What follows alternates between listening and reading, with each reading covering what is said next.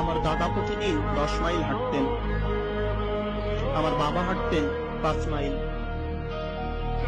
আমি এখন ক্যাডিলাক চালাই, আর আমার ছেলে চালায় মার্সিডিজ।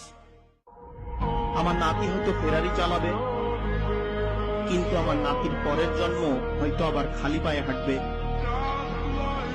আমি তাকে জিজ্ঞাসা করলাম, এরকম হবে কেন? সে আমাকে উত্তর দিল, খারাপ সময় শক্তিশালী মানুষ তৈরি করে। শক্তিশালী মানুষ সময়কে সহজ করে ফেলে, সহজ সময় দুর্বল মানুষ তৈরি করে। দুর্বল মানুষ আবার সময়কে কঠিন করে তোলে। আমার দাদা প্রতিদিন 10 মাইল হাঁটতেন, আমার বাবা হাঁটতেন 5 মাইল। আমি এখন ক্যাডিলাক চালাই, আর আমার ছেলে চালায় মার্সিডিজ। আমার নাতি হয়তো ফেরারি চালাবে, কিন্তু আমার নাতির পরের জন্ম হয়তো আবার খালি পায়ে হাঁটবে। আমি তাকে জিজ্ঞাসা করলাম, এরকম হবে কেন?